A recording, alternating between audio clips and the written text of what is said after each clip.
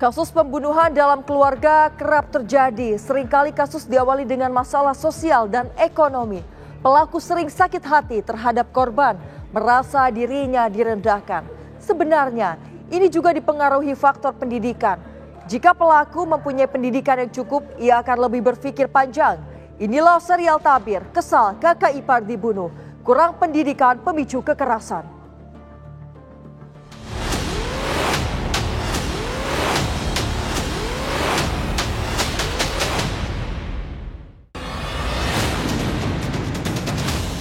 Dia minta tolong, dia TikTok minta tolong. Anakku mati, mana anaknya? Di situ dia udah tersungkur, di sampingnya itu udah darah penuh di tanahnya. Aku ikut dari belakang keluar, nutup pintu, tersangka ini lagi megang golok. Barang-barang saya dihancur-hancurin sama dia, ikut urusan keluarga saya juga kalau ada masalah dia ikut juga, malah ngusir-ngusir saya.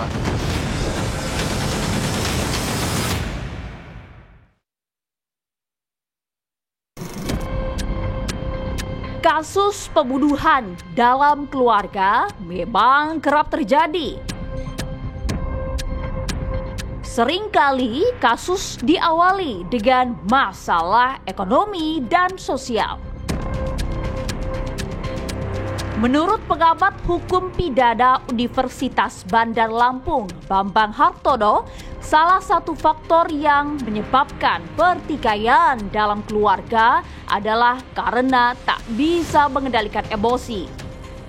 Informasi yang saya dapatkan bahwa mereka ini masih satu keluarga dan rumahnya berdempetan, atau bahkan bisa dikatakan bisa satu rumah lah ya. Kalau di kampung kan walaupun berdempetan seperti satu rumah, masih bergabung antara adik ipar dengan kakak ipar dalam satu rumah. Nah, akhirnya terjadi konflik karena mungkin yang pertama faktor agama atau faktor moral, sehingga kurang kesabaran untuk mengendalikan diri. Kemudian yang kedua itu faktor lingkungan, karena itu kan masih dalam satu lingkungan sehingga sering terjadi omongan yang mungkin dianggap tidak mengenakkan salah satu pihak atau pelaku. Kemudian yang faktor menentukan juga faktor ekonomi, karena menurut informasi kan para pihak itu atau pelaku lah, pelaku dan korban itu mungkin belum mempunyai pekerjaan yang tetap. Sehingga faktor ekonomi ini jadi menjadi salah satu faktor penyebab sehingga mereka masih dalam satu rumah. Pelaku sering sakit hati terhadap korban. Pelaku bahkan merasa direndahkan harga dirinya oleh korban. Ya, menurut saya sebenarnya puncak dari sakit hati atau tidak suka lah yang menyebabkan jadi pembunuhan ini sebenarnya. Jadi ini kan mungkin nggak hanya hari itu saja lah masalah itu timbul. Tapi sebenarnya sebelumnya sudah ada masalah, walaupun itu masalahnya sosial.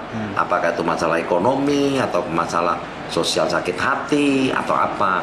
Sehingga hari itu mungkin puncaknya sakit hatinya pelaku yang tidak dapat mengendalikan diri. Sehingga melakukan kejahatan pembunuhan terhadap kakak iparnya. Pendidikan juga memegang peranan. Jika mengenyam pendidikan dengan baik, pelaku tentu akan berpikir lebih panjang. Salah satunya ada faktor agama. Jadi kalau agamanya tidak kuat atau imannya tidak kuat, kan berarti kesabarannya rendah. Tapi kalau imannya kuat, agamanya kuat, berarti kan lebih sabar. Itu salah satu faktor. Yang kedua juga faktor pendidikan. Nah, faktor pendidikan itu tergantung dari si pelaku itu. Karena pendidikannya mungkin tidak tinggi, sehingga logika berpikirnya kan pendek. Tapi kalau dia berpendidikan tinggi kan logika berpikirnya jauh lebih tinggi, lebih sabar untuk dalam pengendalian diri. Jadi menurut saya bisa saja, karena faktor emosi, orang melakukan kejahatan yang melampaui batas. Menurut Bambang, tinggal serumah dengan keluarga lain ternyata memang bisa memicu konflik. Konflik menjadi pemicu seseorang beraksi di luar batas normal. Kalau menurut saya sangat menentukan bahwa kalau sudah orang berkeluarga, kemudian keluarga itu masih jadi satu, apakah itu dengan mertuanya ataukah itu dengan ipar-iparnya, menurut saya itu faktor yang sangat besar menimbulkan konflik, walaupun awalnya konflik sosial dan pengaruh dari faktor ekonomi, tetapi itu akan membawa salah satu faktor yang bisa menentukan terjadinya delik yang di luar batas normal kita. Kasus ini tidak bisa digolongkan dalam pembunuhan berencana karena dilakukan spontanitas oleh pelaku. Ini tidak dapat dikualifikasi pembunuhan berencana karena itu tidak ada jeda waktu. Jadi dalam pembunuhan berencana itu harus ada jeda waktu untuk berpikir dan menyiapkan alat untuk melakukan kejahatan.